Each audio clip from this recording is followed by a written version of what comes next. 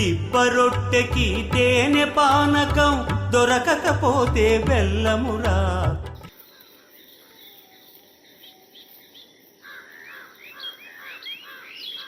అందరికీ శుభోదయం అండి. ఈరోజు దిబ్బరొట్టు చేయబోతున్నానండి. నేను ఆ దిబ్బరొట్టు కోసం మినపగుళ్ళు అండి ఒక గ్లాసు రాత్రే నానబెట్టుకున్నాను శుభ్రంగా కడిగి. ఇప్పుడు మళ్ళీ ఒకసారి కడిగేసి మంచిగా రుబ్బుకుందాం.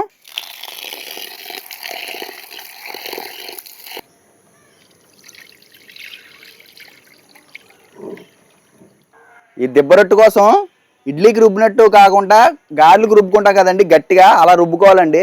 నీళ్లు తక్కువ వేసుకొని రుబ్బుకోవాలి.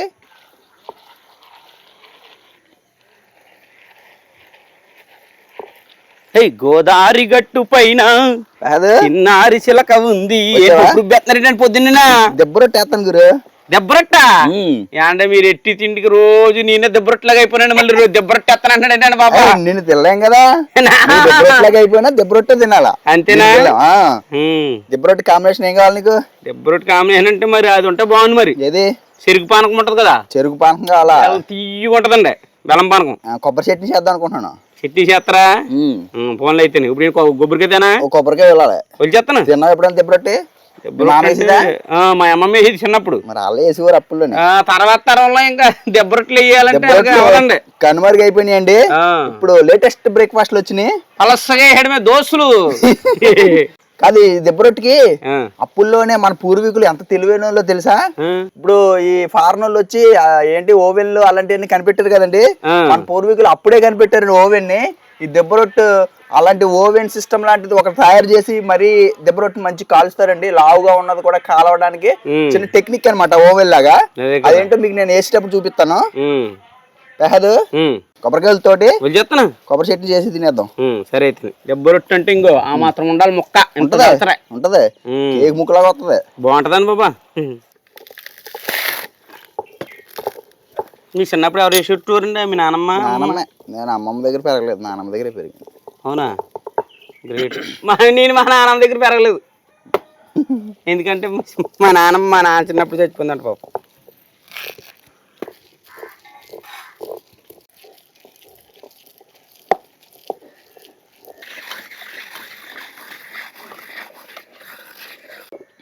పప్పు మెత్తగా నలిగిపోయిందండి, తీసేద్దాం.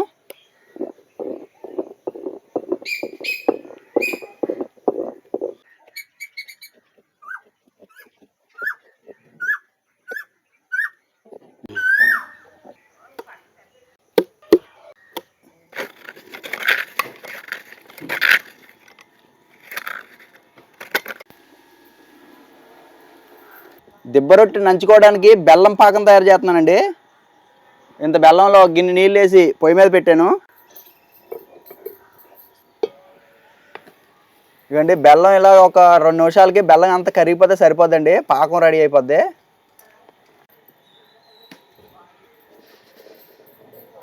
ఇప్పుడు కొబ్బరి పచ్చడి చేయడానికి తాలింపు పెడుతున్నానండి. ఒక 2 చెంచాలు నూనె పోసుకుందాం. నూనె వేడెక్కాక 1 చెంచా ఆవాలు, 1 చెంచా జీలకర్ర, ఒక 2 చెంచాల పచ్చెనపప్పు, 2 చెంచాల మినపప్పు అండి, ఎండుమిర్చి ముక్కలు, వెల్లుల్లిపాయ రెమ్మలు, కరివేపాకు, ఒక 4 పచ్చిమిర్చి.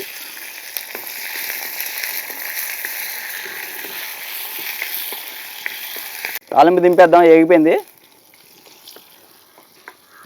ఈ మినపరుబ్బులు వేసుకోవడానికి ఒక 4 పచ్చిమిర్చి, చిన్న అల్లం ముక్క దీంట్లో కుమ్ముకొని దాంట్లో కలుపుకుందాం అండి, టేస్ట్ బాగుంటుంది.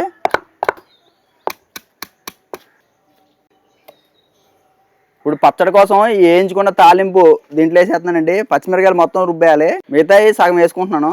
ఎల్లుల్లిపాయలు కూడా రుబ్బేద్దామండి. ఎండుమిర్చి, కరివేపాకు, ఈ తాలింపు గింజలు ఈ మళ్ళీ పైన పచ్చడిలో కలుపుకుందాం.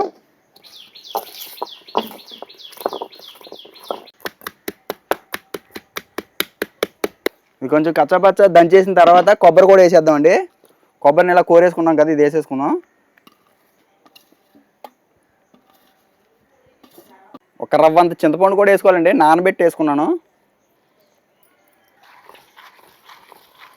రుచికి సరిపడి ఉప్పు కూడా వేసేసుకుందాం అండి. ఇదంతా కూడా మెత్తగా రుబ్బేసుకొని మిగిలిన తాలింపులో కలిపేసుకుంటే సరిపోద్దండి, కొబ్బరి పచ్చడి రెడీ అయిపోద్ది.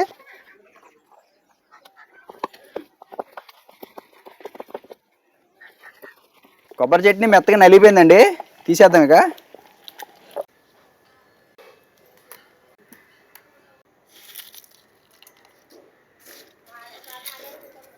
చట్నీ రెడీ అయిపోయింది. మినపరొట్టి వేసుకోవడమే తర్వాయండి.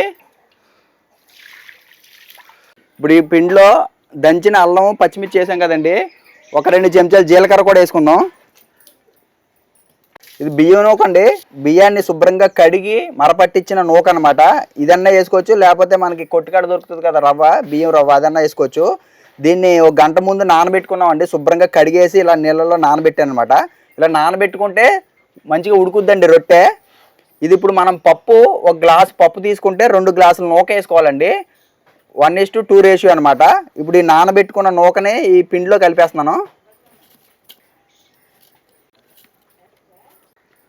ఇప్పుడు దీంట్లోనే రుచికి సరిపడి ఉప్పు వేసేసుకుందాం. ఇప్పుడు ఇదంతా కూడా బాగా కలిపేద్దామండి. ఈ దిబ్బ రొట్టెకి పిండి పులుసు పెట్టక్కర్లేదండి, రుబ్బుకున్న తర్వాత ఎమ్మటే వేసేసుకోవచ్చు. పులుసు పెట్టాలంటే రాత్రి రుబ్బుకొని పొద్దున్న వేసుకుంటారు కదా, అలా అవసరం లేదనమాట. కావాలనుకుంటే పులుసు పెట్టి కూడా వేసుకోవచ్చు. దిబ్బ రొట్టెకి పిండి రెడీ అయిపోయిందండి. ఇక రొట్టె కాల్చుకోవడమే తర్వాయి. దిబ్బ రొట్టె వేసుకోవడానికి వెడల్పాటి మందంగా ఉండే ఒక మూకుడు పెట్టుకున్నాను. దిబ్బ రొట్టె కోసం నూనె ఎక్కువే పడుతుందండి. ఒక 3 చెంచాలు నూనె పోస్తున్నాను. ఇప్పుడు ఈ నూనెలో పిండి వేసుకుందామండి మనం.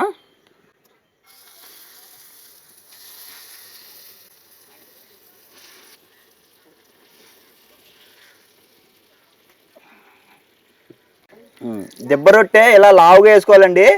పిండి వేసుకున్న తర్వాత ఇలాగ చదిరేసుకొని ఇక మధ్యలో ఇలాంటి ఒక నీళ్ళతోటి గ్లాసు ఇలా గుచ్చుకోవాలండి.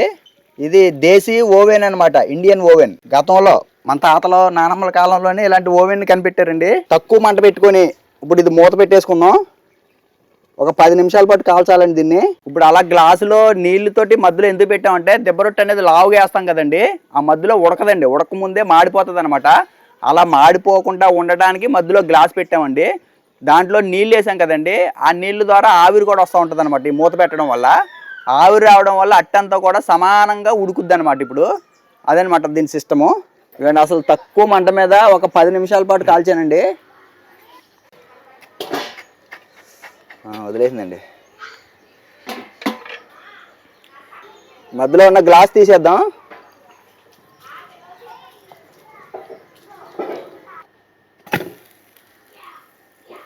వెనక్కి తిప్పి కూడా ఇంకొక 2-3 నిమిషాల పాటు కాల్చుకుంటే సరిపోద్దండి. వెనకాల ఆయిల్ తక్కువ ఉందని కొంచెం పోతున్నాను.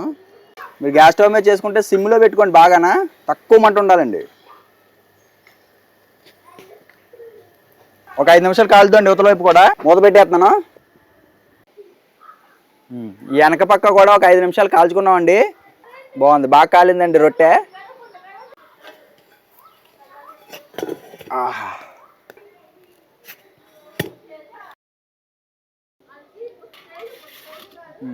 ఇదే రకంగా మనం మిగతా రొట్టెలు కూడా కాల్చుకుందాం అండి.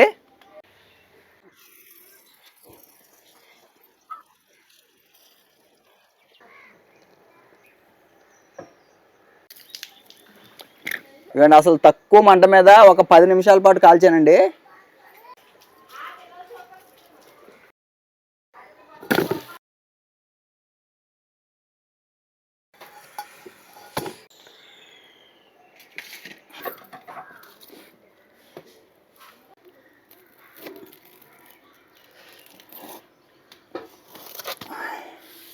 చక్కగా దిబ్బ రొట్టెని ఇలా 4 ముక్కల కింద కోసేసుకుంటే తలా ముక్క తినచ్చండి.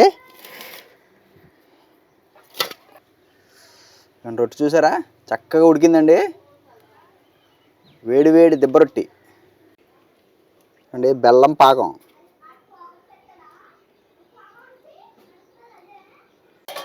కొబ్బరి పచ్చడి. అదండి చక్కగా గుమ్మగుమ్మలాడే దిబ్బ రొట్టె రెడీ అయిపోయిందండి. మా గోదావరి జిల్లాలో ఈ దిబ్బ రొట్టెకి కాంబినేషన్గా చెరుకు పాకం తాగుతారండి. చెరుకు పాకంలో నంచుకొని తింటారనమాట. చెరుకు పాకం అంటే మనకి బెల్లాలు ఆడే దగ్గర పాకాల బాటిల్ బెల్లం ఉండే ముందే మధ్యలో తీసి అమ్ముతారనమాట సెపరేట్గా. ఇప్పుడు మనకి అది దొరకలేదు, బెల్లంతో తయారు చేసుకున్న పాకం, బెల్లం పాకం తయారు చేసామండి. అది కాంబినేషన్. దాంతో పాటు రోటి పచ్చడి, కొబ్బరి పచ్చడి కాదు, ఆ పాకంతో తిను, దీంతో తిను. రొట్టె ఎలా ఉంది చెప్పు. అసలు ముక్క చూడండి, ఇది ఒక్కటి తింటే చాలు దండిగా నిండిపోద్దాను కడుపా. ముందు కొబ్బరి చెట్టుతో తినేస్తాను. పాకంతో తిన్నాను నేను, అదిరిపోయింది. బా కొబ్బరి చట్నీతో అలా ఏముందండి అలానా మా అమ్మమ్మ గుర్తొచ్చేసింది నాకు తప్పగా. ఈ దెబ్బ రొట్టె తింటే మంచి ఆరోగ్యం అండి. ఇండియన్ పిజ్జా, ఇండియన్ బర్గర్ అన్ని ఇయ్యానండి. ఎన్ను బలం అండి. అప్పుల్లో ఇయ్యే తినేవాళ్ళు, బెల్లాలు ఆడేవారు కదా అప్పుల్లోనే, ఆ బెల్లం పాకం వేసుకుని తినేయడమే. బాబా ఇండియన్ ఓవెన్, దేశీ ఓవెన్ పెట్టాం కదా మనం. కాదు ఈ దెబ్బ రొట్టెకి 2 రకాల చట్నీలు అండి, ఒక స్వీట్ ఒకటి హాట్. అసలు నిజంగా ఎలా ఉందో చూడండి, కేక్ మాదిరి ఉందో చూడండి ముక్క, భలే ఉందండి పప్పిగానా. కొబ్బరి పచ్చడి కూడా అదిరిపోయింది.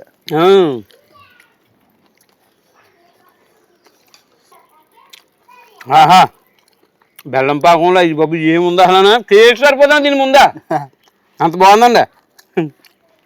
ఒక్క రొట్టె వేసుకున్నాం అంటే 4 ముక్కలో ముక్క ఫుల్ అయిపోద్ది, ఒక ముక్క.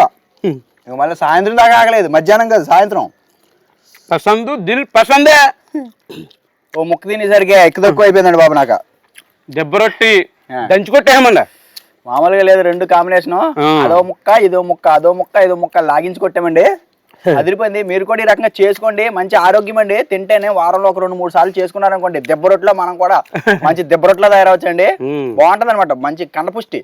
దెబ్బ దబిడి దిబిడి దెబ్బ, అదండి మా ఈ దెబ్బ రొట్టె, బెల్లం పాకం, కొబ్బరి పచ్చడి, ఈ 3 చేసే విధానం మీకు నచ్చితే కనుక వీడియో లైక్ చేసి మన గోదావరి నీటి రుచుల ఛానల్ని సబ్స్క్రైబ్ చేసుకోండి. మంచి వీడియోలు ఉన్నాయండి మన ఛానల్లో, చూడండి. లైక్ చేయడం మాత్రం మర్చిపోకండి. మరిన్ని పాతకాలం వంటలు అన్నీ వండుతామండి లైన్గా, మీకు పాత రోజులు గుర్తు చేస్తామండి. మరి మమ్మల్ని సపోర్ట్ చేసి లైక్ మాత్రం మర్చిపోకండి.